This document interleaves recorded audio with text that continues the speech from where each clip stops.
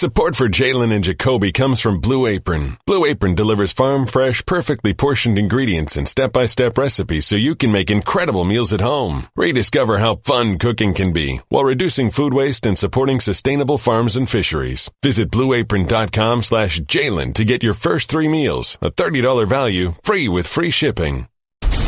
And now, Jalen and Jacoby on ESPN Radio. When I pop the trunk, head to death. Y'all pop the trunk, I pop the hood. Now act stupid, I'll pop the trunk.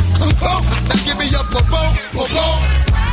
He is Jalen Rose. What up, Doe? I'm David Jacoby. And on the cool check-in. And we are Jalen and Jacoby on ESPN Radio. What do we do? We get a people what they want. Jalen, we don't normally have guests. We don't. But we made an exception today. VIP. With a very special guest. Woman Crush Wednesday.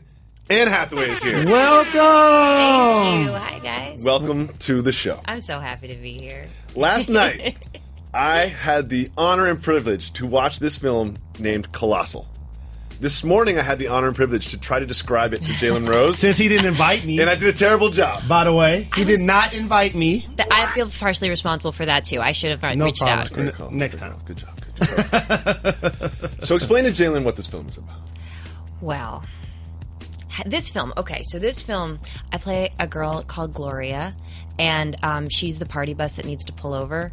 And she leaves New York. Her boyfriend kicks her out. She goes home to her hometown, meets a childhood friend. They get drunk, and a gigantic monster terrorizes Seoul, South Korea every time she gets drunk. Every time she gets drunk? Every time she gets drunk. How often does she get drunk? Well, she's a drunk. Oh, no! Jalen, you've never woken up in the morning and been like, what did I do last night? I hope nothing went wrong. Oh, those you've never mornings. done that and figured out Those that mornings. You were destroying a city.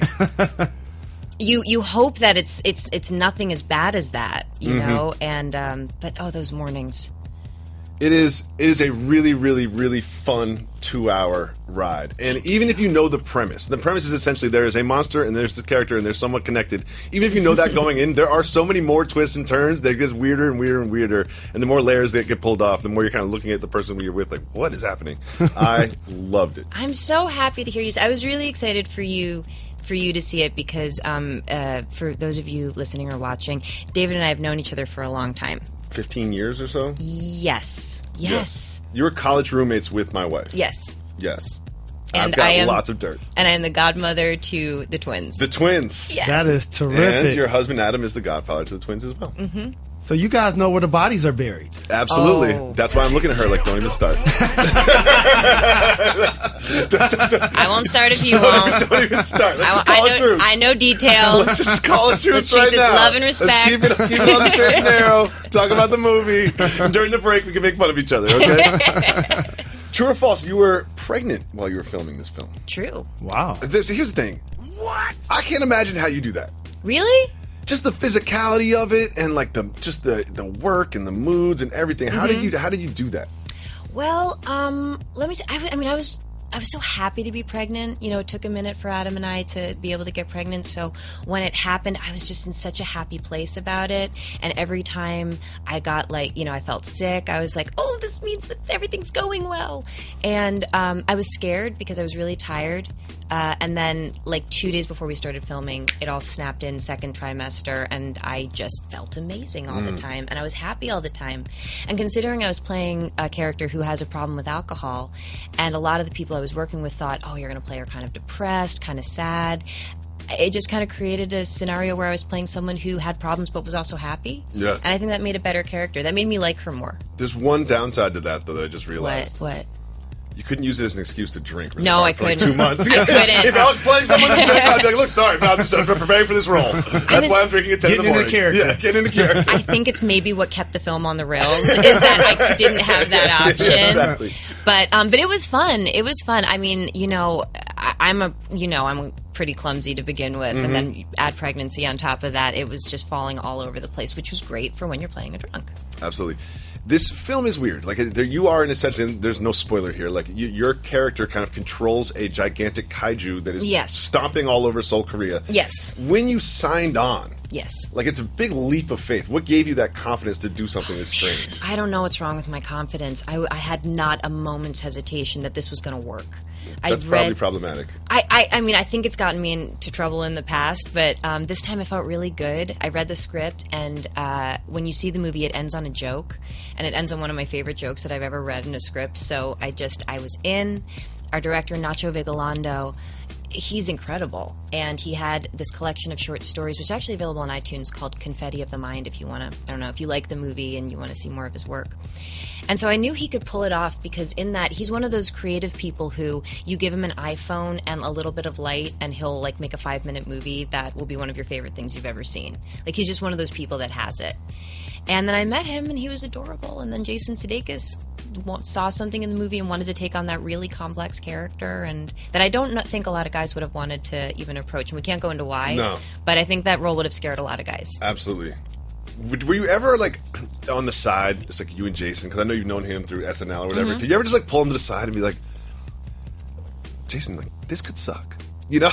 No, did you ever and feel that's what that I'm saying. way? There's something wrong with me, because I felt really. I actually got scared because about 2 weeks into the movie, we've been shooting for a little bit, and on the same day, like 9 crew guys came up to me and said, you know, I did not understand the script, and I thought it was going to be terrible, but now I see what you're doing. Thanks a lot. Now I see what you're doing, and I get it. I'm like, why did you sign up? And they're like, well, we thought if you saw something in it, there must be something there. And I was like, thank you for the confidence, and I did not know I was so out in front on this one. Oh, no. But I don't know. I think the movie's got a real sweetness to it, and I think if Nacho was a different quality person, like if he was doing it to make a statement, or he was doing it to raise 2 middle fingers to the whoever, or doing it from a place of anger, I don't think the movie would have worked. But he's somebody who loves movies, and he makes movies because he loves movies, and this movie is for people like that. And so I think I just felt good. Either that, or I just had so many good feeling pregnancy hormones. That's what it was. That's what one of my pieces of advice I give to my friends that have pregnant, significant others. I always just say, like, she's not really mad at you. No. She's not really mad at you. She's not really. It's going to seem like it. It's really going to seem like it, but she's not really mad at you. You were good during both of Joey's pregnancies. You were like, you rode that line of being really there and also really not taking anything personally. I took it personal, but I just You were didn't good at speak back to containing her it, about then. Yeah, exactly. One thing about this film I have to ask you, and one of the funniest scenes in the film, which is also in the trailer, so I'm not ruining it for anybody, is sort of like when you realize that you are controlling this monster, you show your drinking buddies, like you show it to them, and you do a little dance, like a funny little dance move. It's like a shimmy dance. How many other dances did you do? Like, I'm sure that was probably one of 50. And what dances didn't like make the cutting room? That were on the cutting room floor. Well, Nacho, our director, based this character a lot on himself. So I have a feeling that the dance is like I'm imitating someone dancing at a wedding who's trying to like get a girl to dance with him from across the room, and he's just kind of like it's like a come moving, hither pelvic point. He doesn't mean to, but he's pointing to his crotch the whole time and just kind of gyrating. So I did that one, and I did the Pulp Fiction one, and then there was one more that it got cut because I did it so badly, but it was there's a scene from Twin Peaks. I know director, he didn't see Twin Peaks. The director, I hadn't seen it either. I don't know. Okay, she's young. We outnumber you though. That's fair. But yes. So I watched a lot of YouTube things, but I didn't really understand the dance, and I because this is the other thing that happens to you when you're pregnant. Sometimes you need a lot of time to be able to remember stuff. So like I learned the script way far in advance because I knew that on the day my mind was just going to be pregnancy brain pancake. It was just totally useless. And doesn't bounce back for like 6 years, by the way. Oh no, it definitely doesn't. It is not at all. It has a really nice side effect, which is that I'm always in a good mood. Life is like a smooth pebble now. There's no peaks, no valleys. It's just kind of because I can't remember anything. And if you can't remember anything, you can't get too upset about anything. I'm alone in watching Twin Peaks, but I'm also alone in I am the only non-thespian here. Jalen Rose has taken upon some acting recently, so I just want you just to give him some quick advice as a young man getting into the game. Well, first of all, I appreciate you not saying method actors are weird, just like as a blanket statement. I really did appreciate that. I just thought, some are weird, but they happen to be weird people. Mm-hmm. I don't think being method makes them weird. And then some people take method and they make it weird. But advice, I don't know. What have you come up against any challenges yet? I have not. We shot 90 hours of footage. They're going to make it into 22 minutes of television. I changed 15 times. Whoa. And interact with 27 different individuals. And what's like the vision statement of the vision statement of the piece? It's a comedic pilot about how I juggle my career as well as being a single parent. Yeah, because, I mean, I don't want to make anybody uncomfortable behind the scenes, but people talk about you with such love and such respect, and they don't know how you do all the things that you do. So this sounds like this is going to be a great show. Thank you. I hope so. Wait. Once you start gushing about Jalen, it's time to end the segment. I know. Wait a second. We can't go down that. No. Here's something you'll appreciate. We don't have enough time. If it gets You're picked fine up, too. we'll have a viewing party and we will enjoy. If it doesn't get picked up, you'll never see talk it. about it again. Never talk about it again. We really don't have too many guests on this show, man. I'm really honored. We really to be here. don't. We really don't. Jalen keeps. I want to have more guests, but Jalen's like the bouncer outside the nightclub, and he's got the velvet rope, and he's not making eye contact with anybody, and he's got a list. I don't care who you text in. He's not letting people in. I don't care who you know. But you provide everything he needs most of the time. Yeah, I mean, first of all, you texted and begged to be on I for did. like 3 I did. months. By the way, this was you not. Just begged This was over not. and over again. I was like, all right, fine. This was not an invitation. I was like, please. And I'll say why I wanted to come on, because my movie's a little bit, it definitely throws some curveballs. And I said that I wanted to come on a show where I could speak to some enlightened men about it. And you guys popped into my head. Enlightened. Wow. Sounds great. You guys are my kind of dudes. Sounds like a low-calorie yogurt. Enlightened men. We have a game in this show called Soft Move or Boss Move. It does not need any explanation. It's pretty clear. So let's get started. Okay. Annie. We'll start off easy. Driving a minivan, soft move or boss move? I know that's a boss move. That's a boss move. That's a boss move. You've made the choice to have children and you're keeping them safe. Mm-hmm. There's a row, there's an aisle. Efficiency. You can walk back. The efficiency, especially if you got twins. I've seen it. I've seen it in action. It's a total boss move. Boss move. It's Women Crush Wednesday. We're talking to a woman who just shot a movie while she was pregnant. A guy driving a minivan? He better do that. I don't get out of bed if I have the sniffles. You know, she shot a whole movie while she was pregnant. It's impressive. Next, now this one is a little interesting. Tom Brady wears jersey number 12, right? He and his wife Giselle spent $20 million on an apartment in a brand new building in New York City on the 11th floor. They signed the contract and everything. He is now insisting that they live on the 12th floor. He's going back to the building managers and be like, no, we need to be on floor number 12. What? Insisting that you live on your jersey number floor. Soft move or boss move? I'm going to have to say soft move. That's a soft move. That's a soft move because Jalen? that is really a very clear detail with a little bit of forethought. This whole thing could have been That's what I'm saying. avoided. You signed the contract. You signed a $20 presumably million you saw contract. before you went there. Duh. Soft move. It's a soft move. Yeah. For anybody that's ever filled out documents to purchase a home or to buy a car, that takes 5 days. Very thorough. Very thorough. Okay. A lot of details. Right. Yes. You eventually know what floor it's on. At some point, you can choose. And if you're like me and you have a contract in front of you, you don't read it, you just look for the numbers. And you would know the numbers. You just look for the numbers. Like, I'm not reading all this other stuff. Just look for the numbers. Wait, what date? What time? How much money? Okay. Or if it's so important to you, that's the first thing you say. I only want to look at things on the 12th floor. Don't show me anything nice in the 11th. And that is kind of a boss move. I think That is. knowing what you want is a boss That's move. you spending That's a $20 boss million. move. Yeah, it's like, I'm sorry. Wait, it's a half off and it's on the 12th floor? I'm in. Yep. Next. Custom jerseys with your name on the back. Soft move or boss move? I know you're a New York Giants fan. You love the Giants. Would you, if you went online and got a Hathaway jersey, custom made with your name on it, soft move or boss move? These are hard. The reason why, and this is a tough one. This one is it just ever so slightly a boss move for me, because what kid does not want to see his own or her own name on the back of a jersey with their favorite player's number on it? It's a good pitch. This You is made a it boss emotional. move. You've worked in this industry way too long. You've gone to too many games. You're jaded by the sporting experience. It's okay to have a jersey, Jacoby, and enjoy your favorite team playing. See, both of y'all knew I was going the other way on this one. Absolutely. And also, just think about it like this. Would you rather have your name or somebody else's name? Okay. There you go. You guys make great points. But there's something about putting your own name It's on icky. a clothes. I get it. It's just I kind of get it. weird. It's like everyone sees your name everywhere. They know that Jacoby's not on the team. And for those who get just kind of a pure dopamine rush from it, I support that. I think my dad puts his name on the back of jerseys, and I'm cool with that. Shout out to Jerry. Insisting that a hot dog is a sandwich. Soft move or boss move? Soft.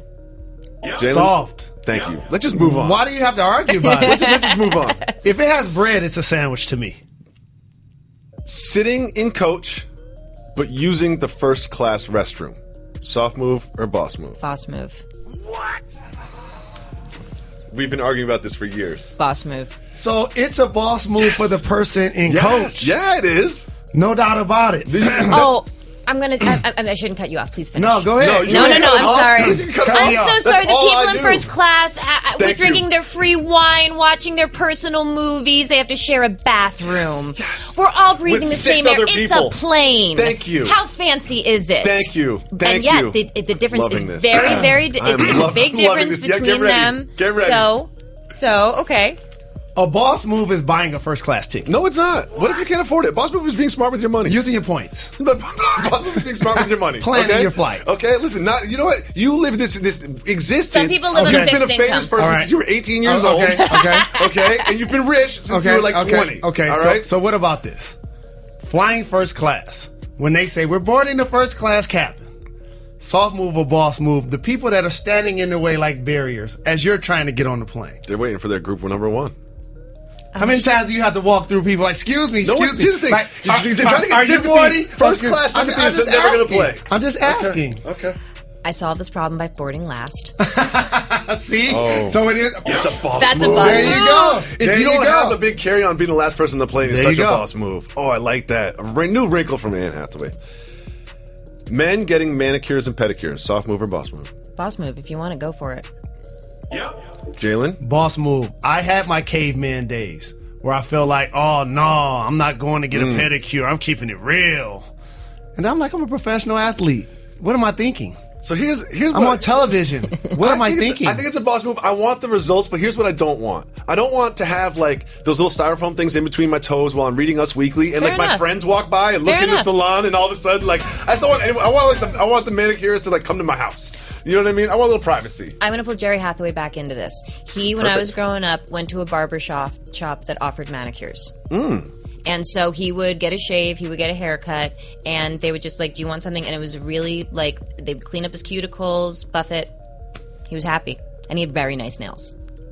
Would you put like a glaze on the fingernails? So give it like a little. Like He a little wouldn't. look? I He wouldn't do that. Jalen, I've seen this. This is happening now. No shine. No shine. No shine. Matte. Gotta be matte finish. No Gotta be shine. matte finish. And I just want to say, if you want to put shine on your nails, it's fine. Too. I'm That's sorry. fine. I'm Absolutely. a mama Absolutely. now. I see it. I gotta say, I see it. anything that Everything anybody is wants fine. to do you want is to put colors on good. your nails, whatever you want. But for you two personally, no. But also, having good hygiene is a great thing. Having Always. good hygiene is Always. definitely a boss Yes, move. indeed. Annie, Yes. 69 jokes. Soft move or boss move? Depends on the company. ESPN. ESPN when there's a microphone, soft move. Soft move. Final one. It's a soft move. They're stale. They're corny. They're played out. Stale, corny, played But out. if you're That's my hanging lane. out with some really old friends under the right Okay. circumstances, Okay. This is true. and I agree with you. Finally, coming on Jalen and Jacoby to promote your movie about a drunk person that turns into a monster that crushes Seoul, Korea when they black out. Soft move or boss move? Definitely What a boss answer move. it can there be? It's a boss move. No I thought it'd be rude if I question. said it I'll first. say it for you. That's a boss move. Sure is. You're listening to Jalen and Jacoby on Oh, ESPN Radio. I'm sorry. Can I just do something? Of We're course. not done. Being a sports radio show and having a Women Crush Wednesday is totally a boss move. Oh, thank you. Thank you. Thank you. That's a very much a boss move. I like compliments.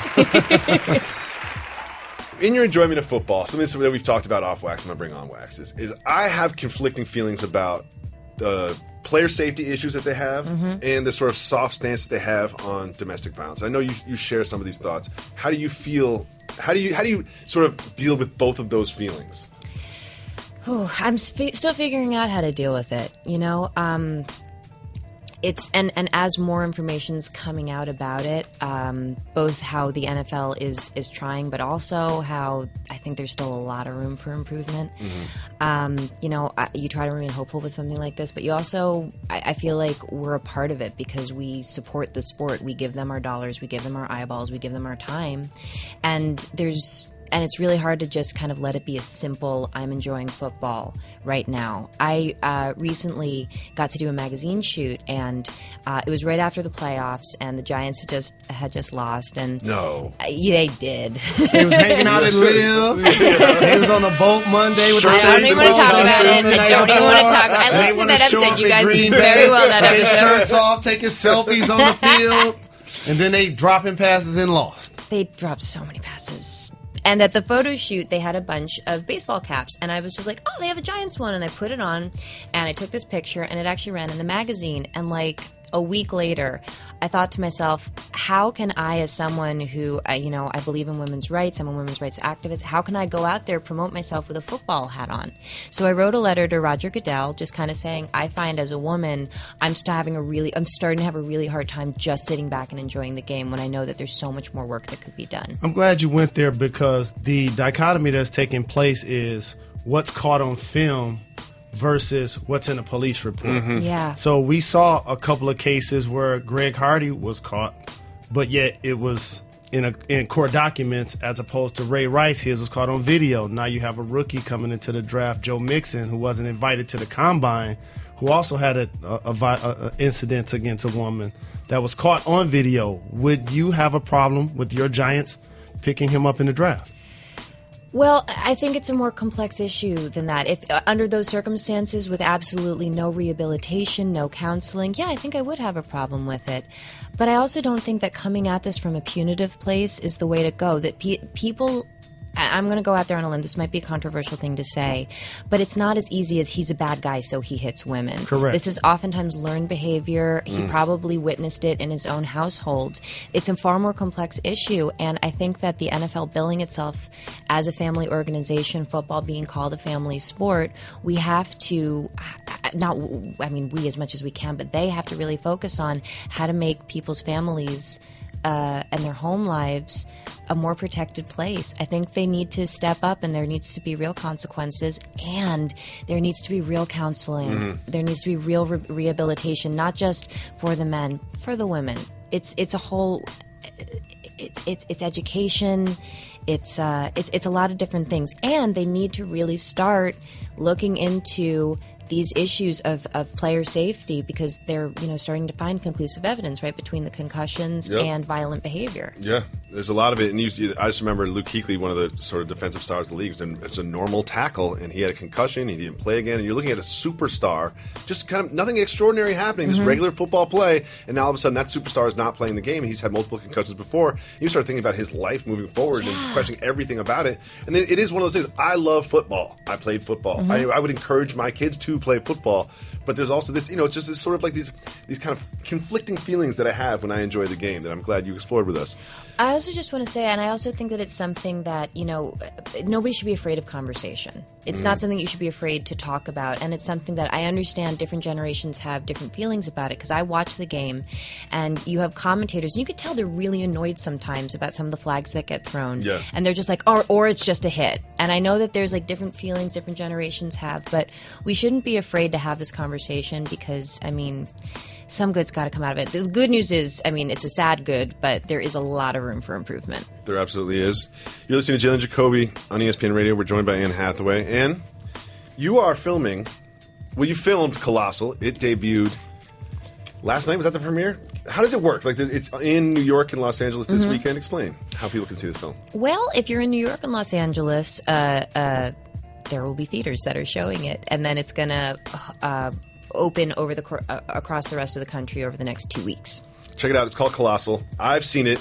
I co-sign it. It's an excellent 2-hour ride, and I will say nothing more than that because you want to go into this movie knowing as little as possible. I agree with that. I think it's and also good to know that it works as just a monster movie. Like, if you just want to go have a fun time at the movies, it works on that level. And if you want to have a longer conversation at the end of it, it gives you that too. It vacillates between like a coming of age, like small town America, like nothing film, and then like it's Godzilla, and then it goes back. It's just kind of like, it has like one foot on both sides of that fence, which is so unique and refreshing.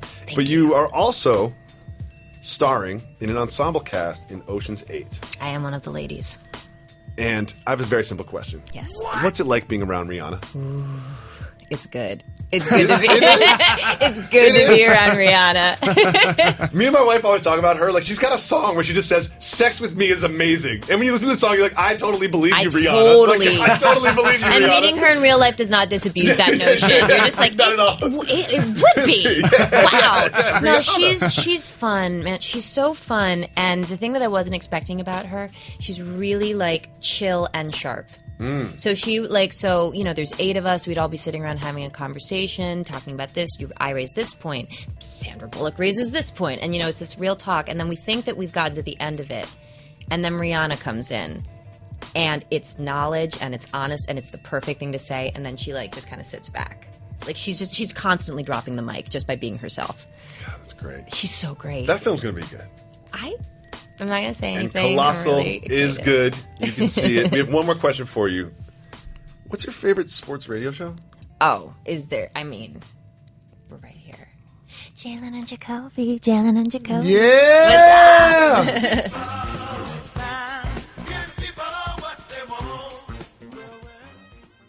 up? Blue Moon is brewed with Valencia orange peel and a touch of coriander.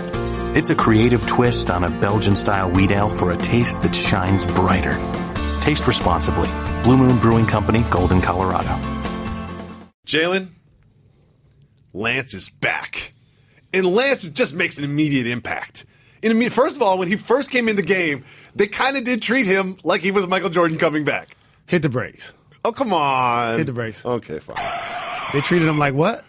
Remember he did the pre-interview where he said it's going to be like Michael Jordan coming back? I was just trying to play off the pre-interview, Jalen. Okay, please continue. Come on. You've been down since the Lance. 8th grader. You've been down since Born Ready. Can you tell the public again, for those that may not know, the first time you physically saw Lance play basketball? At the Kingdom in Harlem. He was in between 8th and 9th grade, and he was a man on the basketball court. A man. And when I was most impressed by him is when he pushed Homicide. Gentleman named Homicide. He pushed Homicide and kind of wanted to start something. Also, kind of almost got into something against the Raptors. He makes an impact. He had a great little spin move where he had a nice dish, got a highlight, but that's not what people are talking about. People are talking about him getting a layup in the closing seconds, and then the Raptors confronting him about that. You've played in the NBA. Those of us that have not are curious. What was going on there? Oh, we got a problem here? It's an unwritten rule in basketball that if you're thumping the other team and the waning seconds are happening, unless you're going to get a shot clock violation, then you usually just hold the ball. Sometimes you just dribble out the clock. I completely agree with this. Like in my heart, I was thinking, what would I have done? I would not have tried to score, personally. But there's a second part of it, too. I'm glad you're going to go That's here. called an exclamation point. It's almost like the difference between slapping someone and punching someone. I'm not advocating either by any way, shape, or form, but here's where I'm going with this. Had he dunked the basketball emphatically and went really hard at the hoop, like I'm returning to Indy, I'm making a statement, we're going to make the playoffs. If he attacked the rim with the ferocity of Russell Westbrook on that last play, they wouldn't have got as upset. Wait, what? I thought you were going the other way. Now I'm confused. When you stroll in like you're going through the park and it's no big deal, he might as well put his hand behind his head like Karl Malone and look at the bench. That then comes off almost like you're showing me up versus you're always going hard. Because remember, for all of those who have ever played basketball, there are certain players, regardless of the score, that they're always playing hard. Watch Patrick Beverly. If you're trying to call timeout, he will injure you. Correct. And so these are the people that when you're playing rec ball and you turn around and they trying to D you up 94 feet, you're like, man, the game just started. But I'm going to kind of blindly support Lance, right? But just go with me down this. don't you feel like the Raptors overreacted?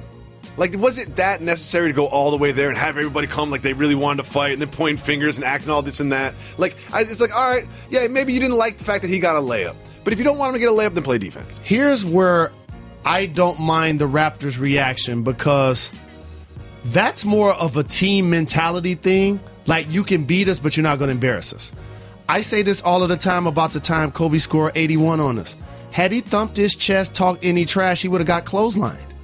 He put the smack down and never thought about it twice, to the point where we couldn't do anything about it. It was almost like we were helpless. Mm-hmm. There were no great highlights by him in that game.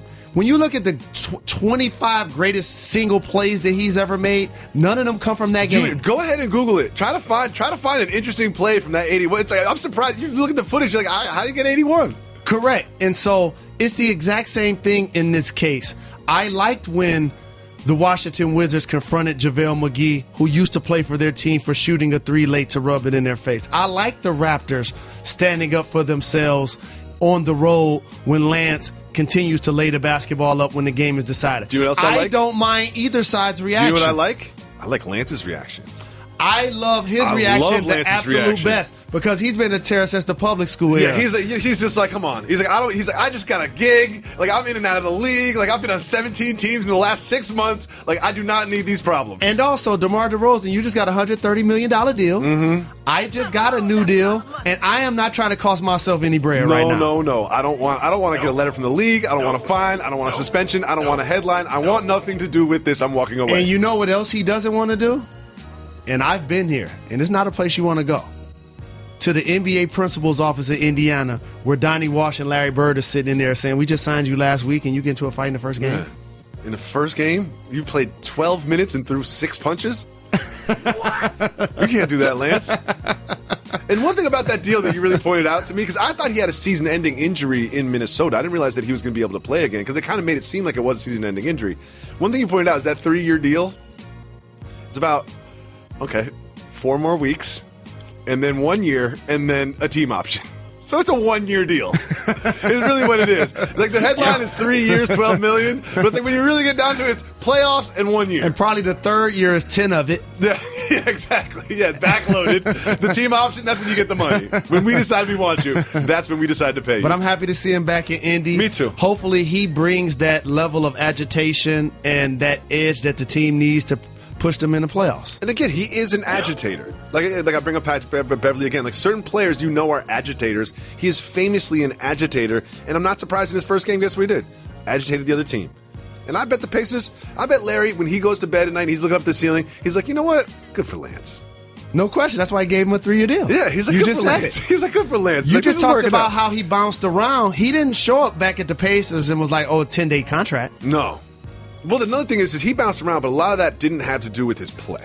A lot of that had to do with his health. Let's be honest, Jalen. Sure. He was injured. His injury was the impetus for him leaving these teams. What happened in Charlotte was about his play, sir. Absolutely. He played really poorly in Charlotte. I'm talking about the Pelicans, and I'm talking about the Timberwolves. What happened in Memphis was about his play, sir. That was about his play as well. That's fair. Okay. This season, it wasn't about his play. Me and you both acknowledged that he was balling with the Pelicans. Yes. And he just got hurt in Minnesota. Yeah, and he got hurt in the Pelicans too. Lance, you're the best. Don't let Jalen talk about you like that. Jalen, you know I can admit when I'm wrong. I just admitted I was wrong about Lance. He played himself out of a couple places. I was very wrong about. And I told you that you were crazy for saying it would happen. Just last season, you predicted that a player in the NBA would average a triple-double. And I told you that you were crazy. That would never, ever happen. It has happened. Russell Westbrook has now tied the record. He will soon break the record of Oscar Robertson, 41 triple-doubles in a season. Over half the times he puts his sneakers on, when he takes them off, he has a triple-double. What? How impressive is this? I always appreciate how people behave throughout the journey, because we overlook the turbulence that people overcome before they succeed. And I remember seeing a young guard who averaged 9 points in college come into the league and gets an opportunity to play alongside of a future MVP in Kevin Durant, who was also a 4-time scoring champion.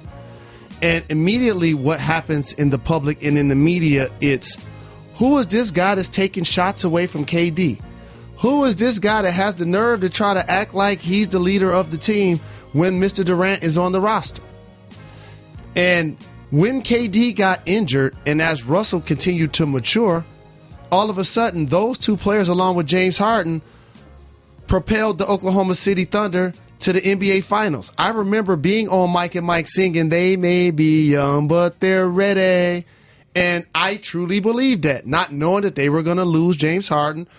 And also, Russell Westbrook continued to improve where he became an all-star on his own with KD on the roster. KD gets injured, and all of a sudden he getting triple-doubles. He becomes all-star game MVP. While they were playing together, he becomes one of the best players in the game. But people still have this Batman versus Robin thing that they want somebody to always play the alpha. back. Someone's got to be the alpha. Who's the alpha on the Warriors? And what I'm seeing is, man, they have 50 and 40 in the same game. Like, whoa!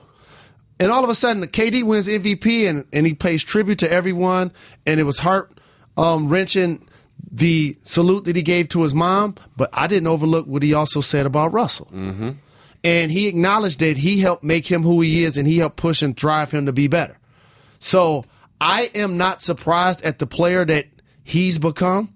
I applaud it because I remember going down to him because I have a relationship with him, played basketball with most of the players that have come through UCLA, working out up there, including him. I joked one summer that I was going to be his KD. Just pass it to me and I'll shoot it every time.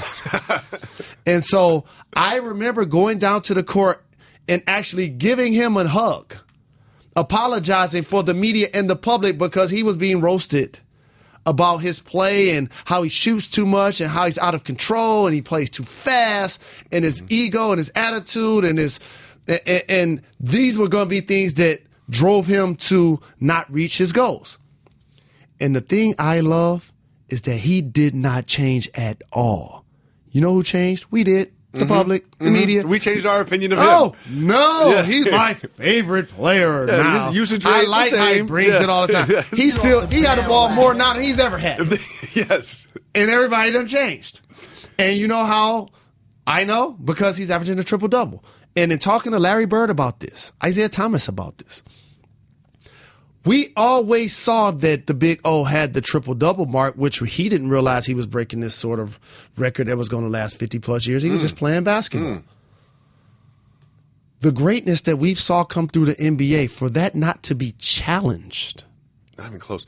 And one thing that's absolutely fascinating about this that was pointed out is the amount of possessions per game back when Oscar Robertson was playing was probably 1.5 times the amount of possessions. So Russell Westbrook is not just matching him, not just going to beat this record. He is doing it with much slower game, with less opportunity to score and get rebounds and assists. And you can look at any way you want. Look at it any way you want, but there hasn't been a guy 6'3" average this many rebounds ever. Mm-hmm. Now, are some of the bigs contributing? Sure. Steven Adams, Cantor, and Gibson boxing out so he can run get a couple of boards. Cool. We know that. His teammates have embraced it. This is why when the mark happens and he's saluted by the fans, his teammates are giving him dap. They're giving him chest bumps. They're pouring Gatorade over his head because they've all embraced the fact that when he have a triple-double, we 32-9. Here's the thing is, I've been saying the whole time, Kawhi Leonard and LeBron James, those are my MVP candidates because 50% of the game is defense, 50% of the game is defense. I've been saying that all season long. You know what? I changed my mind. Russell Westbrook is my MVP. And if you start pointing at James Harden and say, their team is better, you have to look at their record and this and that. You know what? The Thunder are 44-33 right now. And Russell Westbrook is doing 100% of the work to get them to that playoff position. Yep. April 20th, we are having a live Jalen and Jacoby event here in Los Angeles. On 420? At the Village Recorder in Los Angeles. There going to be adult beverages? Thursday, April 20th at 8 p.m. You will get, and I've got some information, you're going to walk away with little Jalen and Jacoby swag, and we don't use the word swag like that. Are they getting some 420 swag? No, or some Jalen and Jacoby swag? No, Jalen. Let's not pretend that 420 is involved whatsoever. It may make the show more funny. It will. You're going to walk away with a little something. You're also going to have some food and some drinks. We'll do a little meet and greet and say hi. And you can just enjoy the collective fun that will be April 20th at the Village Recorder in Los Angeles. If you want to join us, and we want you to join us, those tickets are exclusively available through SeatGeek. So what you do is you download the SeatGeek app or go to SeatGeek.com and search Jalen and Jacoby. Buy yourself a ticket for 420, April 20th, 8 p.m. in Los Angeles. Look forward to seeing you. That is going to be a very fun evening. I was trying to follow Anne Hathaway on Twitter, but it's not verified. She's not very active on Twitter. Is this her? I don't know. I don't think so. No, that's not her. That's not her? No, she's. I don't think she's on Twitter. She's on Insta, though. Maybe I should join Insta. You should. Can we do that? Can we do that, Jalen? You should. You should. Can we do that tomorrow on the show? No. We don't have a show tomorrow. Can we do it Friday on the show? I got to think about this. Let's talk about it off wax, and we'll talk about it off wax, and we'll come back with our findings. And I got to consult. I got to consult somebody about this. Okay. Consult. She might not like this. Consult means ask permission. Yep. I showed you a video of Jameis Winston just doing regular things. He's in his backyard. He's throwing footballs into targets. And, just doing the thing that athletes do, like, hey, look at me, I'm working out in my craft. Okay? I get it. It's no big deal. He actually, kind of made me laugh a bit. He had a little personality. A couple things. Were you surprised at how close his neighbors were to his house? You were tripping off of that. I'm not tripping off of that part of the video. I don't like my neighbors close. I spent way too much time in New York City with the neighbors, literally listening to every conversation you're having. Yeah. I'm always surrounded by neighbors on neighbors on neighbors. We live on top of each other in that city. If I'm not living in New York, I want my space. It looks like he got a mini mansion, a nice backyard where he's throwing the football, and there's a fence separating his home from the next door neighbor. Here's the thing. It's just not high. If my neighbor is going to be that close, my fence is going to be solid, not see-through, and it's going to be 10 feet in the air. I'm going to have a Trump wall. I'm going to build a Trump wall. Oh, you want to stay in the fortress. Yeah, I need a fortress. If my neighbors are going to be that close and I own the house, I'm putting up a big wall. If I got Jameis money, I don't have a fence right now because I just don't have Jameis money. But it sounds like you and Jameis and Trump have something in common. Y'all still trying to figure out who's going to pay for it. That's a great point. That's a great point. Something tells me Jameis doesn't have those kind of problems, though. Another thing. He's got his dog involved. He taps his dog on the backside. His dog acts as a pass rusher that he then evades in the pocket. Boss move or soft move? That's a boss move because he loves his dog. But here's the thing I would want to know. When Jameis is walking his dog, A, does the dog have a leash? B, will he pick up after the dog or will he leave it on the ground? I'm going to say... That's a hard-hitting Barbara Walters type question that I would love to know. We need to get answer answers from Jameis. Everyone tweet Jameis and ask him those questions. Yes. If he gets it tweeted 4 or 5 times, ask Jameis, he'll be forced to answer. A, does he walk his dog with a leash? And or B, does he actively pick up after his dog 100% of the time, or does he leave it? What's your thing with the leash? You got a problem with leashes? No, I'm just saying it's more work. I love those people that have their dogs really well trained. Their dog just sits right next to them on a leash when they stop at a stoplight. Their dog just does that. I love that. I love that kind of dog. My dog's never. A lot of time and energy. My dogs have never been like that. Spend a lot of time and energy, or paying a lot of money for training. I think my dogs just weren't smart enough, to be honest with you. Jalen, more hard-hitting information. I got this from Media Takeout. Media Takeout, not always accurate. Let's just say it. I learned that recently. Not always accurate, Media Takeout, with all their reports. Their journalistic standards are lower than ours, which are the lowest at the company. So, via Media Takeout, via an anonymous Instagram model, we're getting more layers of just this isn't true. Right. There is a claim that Devin Booker has 14 inches below the belt. What? More impressive, 70-point game or 14-inch penis? What? The latter. I like it. I look it for you. There's the score of the game, and there's the game of life.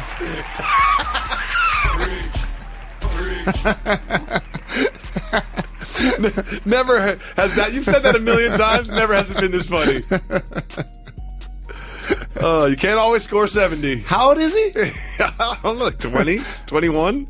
Maybe as you start to get older, things really change, huh? Who knows? Another question, Jalen, just simply. Did Pepsi just end racism with the Kendall Jenner ad? No. Man, listen. And I was someone recently who talked on this program about Laverne and Shirley, as well as my mom, drinking Pepsi while mixing it with milk. I talked about that maybe a month ago. Mom switched to Coke? Mom switched to Coke? I'll tell you what. Here's the thing I want to say about the ad and not get too political. For those that don't work in this industry as intimate as we do, you cannot imagine the layers of individuals who actually had to see that, the approve approvals, that, the watch budgets, that, the scripts, the sign castings, for that, the agency, the marketing agree managers, or disagree, the suits, the rights and the rewrites. You got to clear the songs and hire the people and get the talent. The time is probably like there's this 30-day shoot, and they hire the director, and then the director's got the DP. There is just so much going on, and at no point did anyone say, "Hey guys," they spent millions of dollars, I'm sure. Hey guys, millions. I'm sure that is probably. I would say that the production of that commercial itself was probably $2 million. The ad buy was probably $100 million. Do you know what they did now? They pulled the ad, and then they had to pay the talent, which was the cost as well. Pulled the ad, and rightfully so. It was tone deaf. It was irresponsible, and I probably should not continue to talk about them because I think we're giving them light that they don't deserve. Yeah, that's fair. I will say this. I think that their intentions were good. You know what I mean? I think their intentions were good. It's just poorly executed. Intentions were good. Like they're trying to sell Pepsi. Hold on, let me get this right. That's fair. There's a riot happening, and you're getting your hair done, and you're not going to go to the riot until the handsome guy comes and takes you there. No. So here's the thing. When I say their intentions are good, you're going to give the Pepsi to the cop, and you're going to stop the riot. When I say their intentions are good, I'm wrong, and here's why. Because you know what their intentions are? Make Sell money. Pepsi. Yeah, correct. That's what their intentions are. To make more money for the already rich shareholders of the Pepsi Corporation. Yeah. So that's what their intentions are. And dear talent, come on. Yeah. Like, don't just do everything that's in front of you. Like, I would have thought that the way they've been so protective of the Kardashian brand overall, that somebody would have said that that's not a good look for her. Yeah. Even on that side. And so, and also when you're the talent, how about just saying like, you know what, so let me get this right. When I'm wearing blonde hair, I'm not as smart, but when I change my hair color, all of a sudden I got some brains. Yeah. I'm not truly trying to go see what's happening at the riot, but I'm going to go when the handsome guy comes and grabs me. Yeah, riot spectator. The guy, oh God, don't get me started. Thank God they pulled that ad. Yeah. We're not going to discuss anymore. Thabo Sefolosha settled his case with the NYPD. How much? The details haven't come out, but I wouldn't be surprised if he pulls up to the first playoff game in something new. That's $25 million. Nice round number. Wow. Yeah. Let's play that game. What's the number on Thabo Sefolosha? I just gave it. That's more than I expected. I was thinking 10. Physical, $25 million. And he makes money with his body? Ooh. He's a professional athlete. You might be right. And Pero Antich hasn't settled his yet. That's interesting. Because if you're looking, you're like, hey, Thabo, what'd you get? I'm like, oh, okay. It's interesting. Blue Moon is brewed with Valencia orange peel and a touch of coriander. It's a creative twist on a Belgian-style wheat ale for a taste that shines brighter. Taste responsibly. Blue Moon Brewing Company, Golden, Colorado. There's so much going on in the world, Jalen. It's just hard to filter through and find out what's important. So we do this one segment called Keep It Moving to do exactly that. I will bring up a topic, something that's being discussed in the world of sports and pop culture. If it is worthy, we hit the brakes and talk about it. If it is not, we keep it moving. Marshawn Lynch has announced he's coming out of retirement, joining the Raiders. What? Hit the brakes. The Raiders are on the cusp of not only being a contending team, but a legitimate Super Bowl winning team. Derek Carr gets injured last year, and that derailed their playoff chances.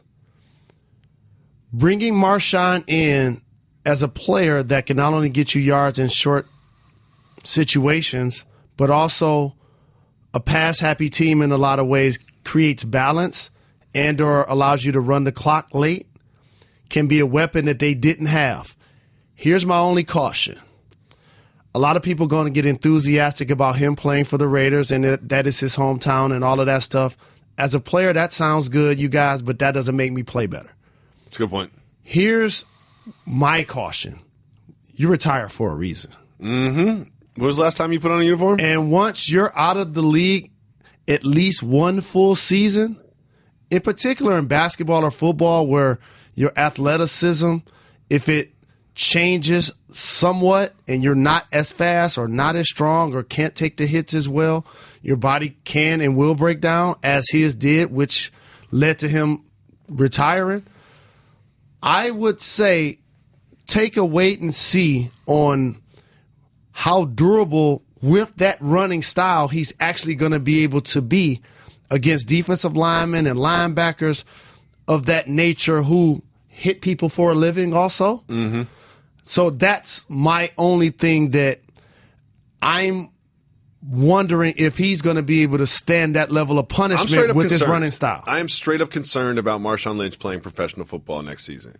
Like, I really like Marshawn Lynch. You know what I mean? I like his persona. I think he's funny. He's got this really unique kind of like weird way about him. But I'm concerned he's going to get hurt. It doesn't seem like that position you can kind of go away for a year. I saw a lot of Instagram videos of him riding camels and doing Conan O'Brien. I didn't see a lot of like working out or wearing pads. I'm concerned. But I wish him the best because he's so much fun. Let's keep it moving. Caleb Swinigan is testing out his draft stock, but he has not hired an agent. A double-double machine for Purdue. We're going to keep it moving because he didn't hire an agent. Got to own it either way, young fella. The Seahawks general manager says the Richard Sherman trade talks are real when he was doing the radio. Keep recently. It moving. Daniel Craig is coming back as James Bond. Keep it moving. Who is Daniel Craig? James Bond. I love you. Amazon is now worth twice as much as Walmart. They just spent $50 million on Thursday Night Football as it relates to the NFL. Let's hit the brakes on this. Let's hit the brakes on this. This is interesting. This NFL thing is like sneaky interesting because they can now stream Thursday night games, right? There's a lot of news, I don't know if you've read this, that there are some young people that aren't exactly, excited to pay their cable companies every single month. And this is kind of an end around one of the reasons that people have cable so they can watch live sports on ESPN. This is kind of an end around move. Well, here's the thing I would also like to caution. When you're putting together a schedule, there are priorities. And the priorities happen 1 to 4 o'clock league pass games. Mm-hmm. Sunday Night Football on NBC. Mm-hmm. The afternoon, Monday Night Football on ESPN. Mm-hmm. Then the Thursday night game. So you're getting the fifth option that week. You're paying a low price, though. There will be more people watching, but they still are bad games. They're bad games a bad time of day. Unless you're a fan of that team, I do not think that Thursday Night Football is necessarily appointment viewing. Because they won't have the signature teams play against each other that they've notified to be cash cows. The Patriots, the Cowboys, the Steelers, the Packers. Yep. They will be playing probably, but not against each other. Mm-mm. You'll get one game, Patriots, Dolphins. Jerry Jones says that Tony Romo is one of the greatest players in Cowboys history. That's true. He's the all-time leader in pass yards and touchdown yards. Tony Romo said, keep it moving. John Elway said about Tony Romo, keep it moving. Tony Romo? I feel bad for Phil Simms. I do too. Phil Simms. When Phil Simms gets on the phone with his best friend that he's known forever, after this Tony Romo thing breaks, you know exactly what he says to his best friend. You know exactly what he says, and I don't even need to explain it. And I would say the exact same thing. And then I would get a Tony Romo voodoo doll. J.J. Watt's fourth grade teacher is retiring, so he surprised her with cake and sneakers. Keep it moving. I'm curious what kind of sneakers. Like, this is an odd present for a fourth grade teacher. It's great that he's thoughtful. Here's some sneaks. Teach. He just looked like Justin Bieber on steroids. Terrific football player. We got to hit the brakes on. I just have a sentence.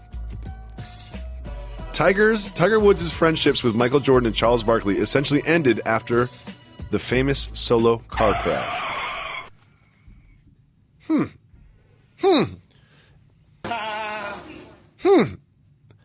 Don't try to make it like don't make us the fall guys. Don't blame us. That was on you. You was in that parking lot. I wasn't nowhere around. I wasn't getting those texts. You're married. Here's the thing. What you can't do, after what happens to Tiger happens to Tiger, you know what you can't do? Hey, wife, me and Tiger are going to go out to dinner tonight.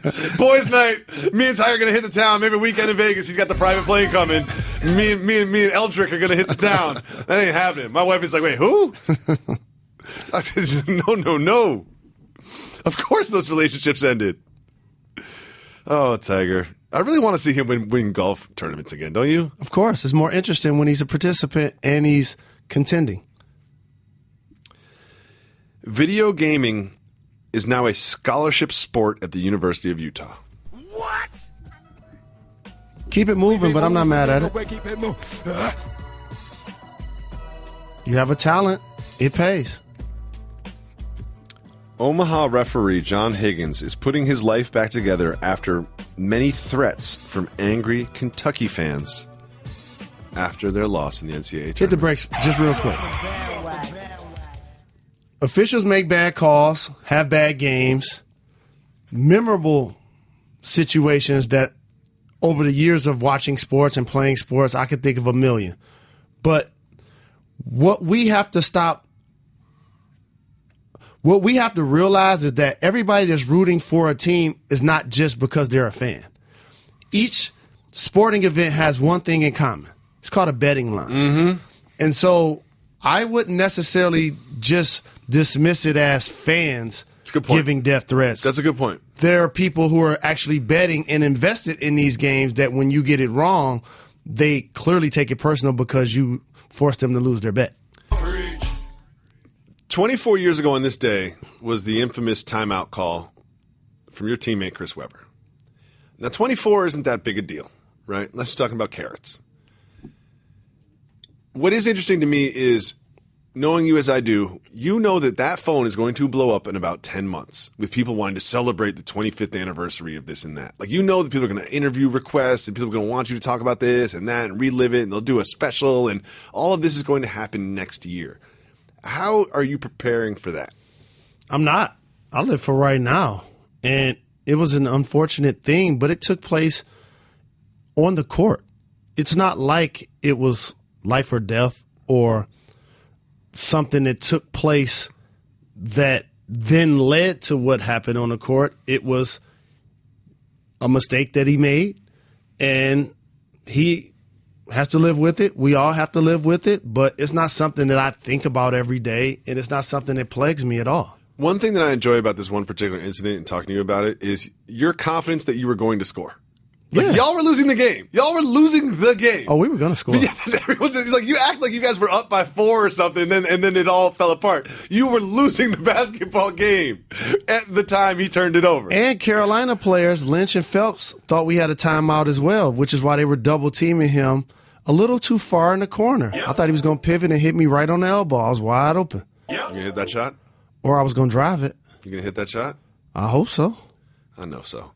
Yep. As we do every single Wednesday, it's Woman Crush Wednesday, and we celebrate the fairer, gentler, kinder, smarter, more responsible, better smelling gender, the ladies. Let's listen to the first female voicemail. Hey guys, it's Linda in Phoenix again. If you would be so kind to do so, would you please pass along my deepest thanks to Mike Greenberg for what he just said regarding the Phoenix Suns? It needs to get some national attention, and I'm glad it is. Thanks, guys. I sure appreciate it. Bye. Here's the thing. One thing I've learned about fan bases, and I find this to be true in the NBA, is if you are not in Boston, New York, Los Angeles, you feel that your team is disrespected by the national media. Like, I feel like fans in the NBA they just feel like their team in their city is overlooked by the national media. And then whenever they get a little mention, whenever they get a little love, they will shower that person with adoration. However, it's also true, just don't let you criticize a team a little bit, and then all of a sudden you hate that team and you hate that city and they all hate you. What are the largest media markets? Aren't they Los Angeles, New York and Houston? I should know this, given that I've been a sports television producer for 15 years. What I said was accurate. Yeah, Follow what I said. Pretty much, sure. So your premise does stand, and the reason why the Celtics are also notable in that conversation is because they have the most NBA championships. Mm-hmm. So I agree with you. If you're not in those markets, as somebody that grew up in the Midwest, I always understood and recognized that there was an East Coast bias and or there was a West Coast bias based on, the proximity of the media. And if those teams or if those markets are winning, if they're having success, if they're on national TV, the local media is going to cover it as well as the national media. Well, if it's in their proximity already, it's just going to double the coverage. So that's basically what we see. The Phoenix Suns, at this point of the year, and we appreciate the call,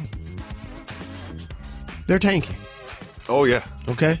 They're doing something that I call the reversal of resting players, of guys that are going to the playoffs. They're trying to secure lottery positions. So we've talked about Devin Booker on this program and how he was next, and he's probably going to be one of those prospects that get away from us since we talked about him, and all of a sudden he scores 70 points. It's kind of like, okay, wow.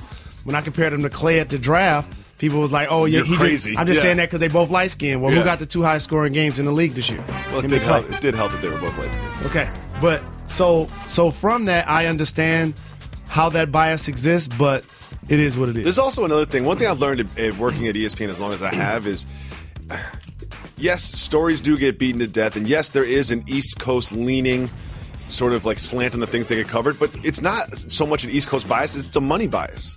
The East Coast has the largest market, and that's going to get you the largest rating if you cater to the largest crowd. Like, that's just kind of how it works. And also, like, sure, does Deflategate get beat into the ground? Does Brett Favre, one retiring or not retired, does that story get beat into the ground? Does Lonzo, LeVar Ball get shoved down your throat sometimes? Yeah, a little bit, but you know what? Give the people what they want. And also, he can get in the car and go be on Sports Nation, First Take, Sports Center, as opposed to if he was in another city, he wouldn't have that level of access. Exactly. Thanks so much for the call. We'll appreciate to show Phoenix love. Phoenix got a lot of love over the weekend. Looked great. Adam Morrison had a sunburn. Everyone looks so sunned and happy. Let's listen to the next female voicemail. Hey, fellas. I'm Elle, hollering at you from the Sunshine State of Florida. I'm calling first to thank you for talking about Kawhi Leonard's article about alkaline water. I have been trying to get my boyfriend to drink it for forever, and it wasn't until he heard y'all say the words, "Trust me," from Kawhi did he really start giving it a chance. My question is, have either of you found yourself looking differently at what kind of water you drink? Thanks, guys. Love listening to the show. Have a great day. Kawhi water is a movement. I'm in. I'm all the way in. Last night I had True Water, TRU water.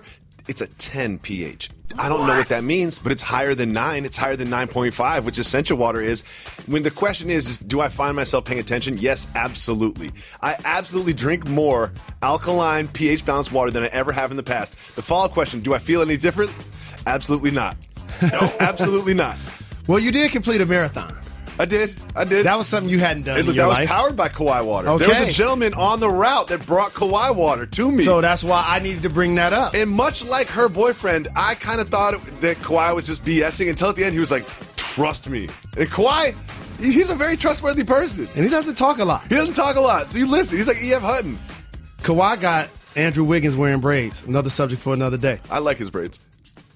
Elle, thank you for the call, representing Florida. Sound like she had a bird in the background. Parakeet back there. Can you just play that one again, Reg? Just play the very beginning. Hey, fellas. I'm Elle, hollering at you. That's a mad parakeet. That's not just a bird. That's like an angry bird. I'm happy that she got her boyfriend to listen to you talk about alkaline water. Not only yourself, but diehard Spurs fan Michelle Beatles on that movement as well. I personally am just happy to be drinking water. So you haven't joined the movement yet? Nah. But you're susceptible to this kind of thing, though. I am. You are very particular about these things. There was one time I can and will be. One time, but I'm not yet. You drink Gatorades after you play basketball or whatever, and you drink a lot of water. You're surrounded by Gatorade and water at all times. I one time in the steam room bumped into you, and I had a Gatorade. You go, get that out of here. This is for water. Like it's different the environment that you drink it in. Your body takes it in differently. You were serious. Like you act like I had a bottle of vodka. You're just like, get out of here with that. Because that doesn't make any sense. How about when you're at the gym and you're in the steam room or the sauna and somebody comes in there with hot coffee. I'm looking at them like, seriously. That doesn't make any sense. No one's ever done that in the history of mankind. Yes, you're not paying happened. attention. See, I'm not there. I'm there on different times. I'm not there during the coffee hours. That's when I'm cooking eggs for my kids. Yeah, there's too much sugar to be in Gatorade to be in the steam room with it. That's for water only. You're weird, man. Shout to Kawhi Water. Shout to Gatorade in the steam room. Let's listen to the next female voicemail. Thanks so much for the call, and thank you for the parakeet in the background. Shout out. Hey, Jalen and Jacoby. It's MC from Springfield, Mass. I started listening to you guys because of my boyfriend, but now I actually listen way more than him. I'm a diehard listener. He's just a Die Easy fan, but I love him anyway. My question is for Jacoby. What do you think of the Mammoths being the new official mascot of Amherst College? Love you guys. Come do an event in the 413. First of all, this calls right up my alley. Yes. Shout out to MC. Yes, indeed. She's got a cool name. She's from 413. She's from Springfield, and she's got a question about mascots. I love the Mammoth mascot. And also, while her boyfriend turned her onto the podcast, she says that she now listens more than him. She called him a Die Easy J&J fan. She listens. But the most important thing I got out of that is I love him anyway. It's all yours. Take over. I love Mammoth. When I look at mascots, I feel like a lot of mascots are underserved. I want my mascot for my team to be somewhat intimidating and aggressive. Like you look at the Pelicans, or you think about the Jazz. That's not intimidating. Oh, we got to play the Jazz tonight. Oh, no, that musical note. That's intimidating me. So you think Lakers are intimidating? No, not Celtics? at all. Knickerbockers? I don't even know what a knickerbocker is. Is that a doctor or something? What is a knickerbocker? We'll look that up and get back to you. But a mammoth is a gigantic prehistoric beast that will crush you. You're trying to scare the kids. I love it. We're trying to sell products. Yes. No, the mammoth though can be cute too, though. Mammoth can go both ways. Basically, from Sesame Street. Oh my God, I can't believe I can't. Snuffleupagus was a mammoth. How to get to Sesame Street. Do you know who Snuffleupagus is? No. You have no idea who Snuffleupagus is. Pretty None sure whatsoever. I do, but I learned to just say no in these cases. And if it comes to me, I'll say if it's it. got anything to do with snuffing, I don't want to be involved. Yeah, I just say no. No. I'll snuff you. It's like, I got a smart move or a boss move thing for you. A knickerbocker is a Dutch settler. That's not intimidating. Not intimidating. We have one more. What about a Patriot? Kind of intimidating. Now, a Yankee's intimidating. The Yankee Doodle Dandy song is too associated.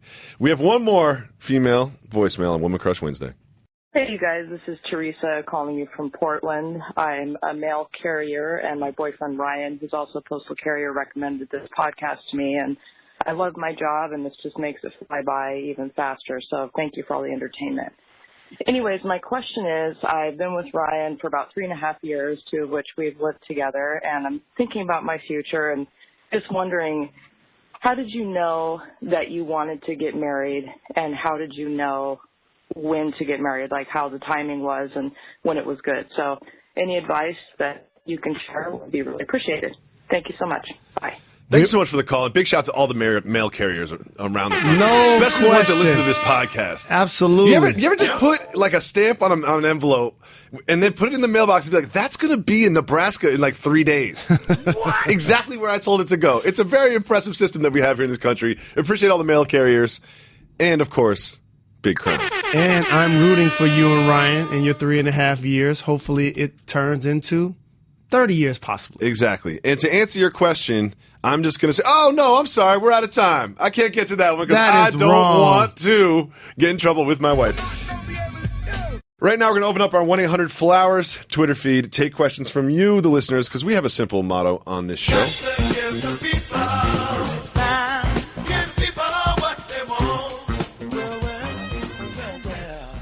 Part of giving the people what they want is opening up our 1-800-FLOWERS Twitter feed and finding out what the people want from us. We've got some good questions. One of my favorite is this. It's from AK. Are the Raptors secretly afraid of playing the Pacers in the first round? No. I'm going to throw this out there. I don't think NBA players are really afraid of any other teams. Some teams are better than others. Some teams you expect to beat, some teams you don't. And here's why. Unlike the NCAA tournament, unlike the NFL, it's a 7-game series. And usually the best team wins. I would say 80% of the time, the better team wins. I'd say a 7-game series and a 51-game series, you're going to pretty much get the same results. Both teams have all-star level players. Mm-hmm. The Raptors have it in their backcourt with DeRozan. Hopefully they can get Lowry back. And the Pacers have Lance Stephenson. And Paul George. Lance Stephenson. What are your thoughts on Lance being back with the Pacers? You know I love Lance. Next one is a good question. I'm looking at this old DB picture. Lance look a little bit like him. I was trying to figure who he reminded me of. First of all, Lance looks nothing like ODB. Yes, he does. Lance looks absolutely looking like Osiris. First of all, I don't just blindly defend Lance, all right? Because I'm a fan of Lance's, but he has done some things in the past which are very questionable, which give me conflicted feelings about him. So I'm not blindly defending him. I'm just saying that man does not look like old dirty bastard. Put the pictures up when you get a chance. Okay. I'm pretty good with those. I got Bobby Smurda. Yes. Right, and Reggie Jackson. Mm-hmm. J. Cole and Tobias Harris. I saw a good one yesterday that I didn't realize. We got 50 Cent and Rodney Stuckey. The guy that works for ESPN, Spears. David Jacoby. For SEC Network. Mark Spears? A former player. He looked like Jeezy. Seen on TV yesterday. Nick Sharp has a question for you. This is a very good question. I've got a unique answer too. Nick Sharp wants to know, do you button your dress shirt top to bottom or bottom to top? Great question from Nick Sharp here. So if you're wearing a button-up shirt, do you start the buttons at the bottom or the top? First of all, you look very perplexed right now. Like you don't even know. Well, this is one of those things where I never truly paid attention to. It's just kind of like cutting sandwiches. You're so just like you know drawing a how blank. people have like certain things that they say that they do it and it's habit? Mm-hmm. I've never thought about You've never thought about how you do this. Sometimes I start in the middle. I've seen you do this, and I think you start in the middle. I've seen you do this before. I start in the middle. You start in the middle, and then you go, and then you either work up or down from there. Here's the thing I do, and this is just pure. It's not efficiency. I could paint this as like being efficient and smart. This is just lazy. I never unbutton all the buttons. What? I usually just unbutton the top like 3 buttons and then pull the whole thing over my head. What? Seriously? Why did people get so... Yeah, I did that in front of one of our friends, the suit, Jamie. I did it in front of him, and his mind was blown. He's like, what are you doing? He acted like I drowned a kid in front of him or something. I take the first 3 buttons off, and then the whole thing is over my head. I'm just too lazy to button all the buttons again. It's more efficient. Just like Paid in Full when Rico went to his friend's birthday party, smashed a cake in his face, and everybody's looking at him like he bugging. I'm looking at you like you bugging too. It's efficient. That is an efficient way to get dressed and undressed. So don't just give me an example of how Jamie was looking at you. I'm looking at you like that too. I don't like the way you're looking at me. Let's move on. Next question we have is from Ed. He quotes LeBron James here. Quote, I've been to 6 straight NBA finals. I'm the last person to ask about a regular season game.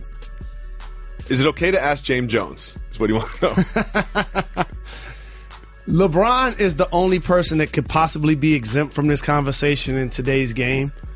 But if tonight's game didn't mean anything, he would be resting. Exactly. It means a lot.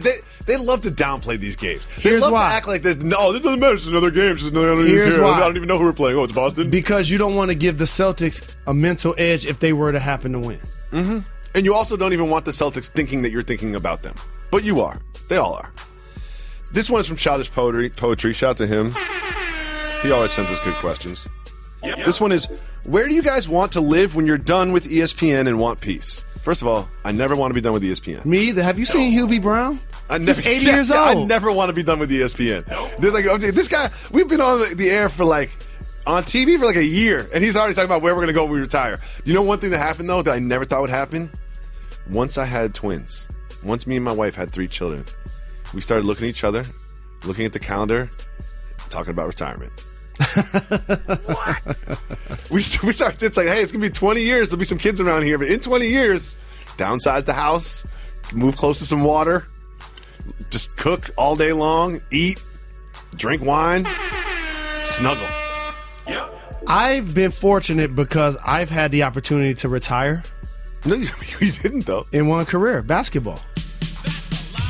No, I did retire. I didn't fill out the paper, but I haven't ran up and down the court to get paid for 10 years. I think the term retire should not be used for athletes. You know what I mean? I just think it's a misnomer. Because a lot of people retire at what? Like right now we're talking about Tony Romo retiring. He's 37 years old. He's got another 30 years. It's not a misnomer. It's sports happens in dog years. He is a retired football player.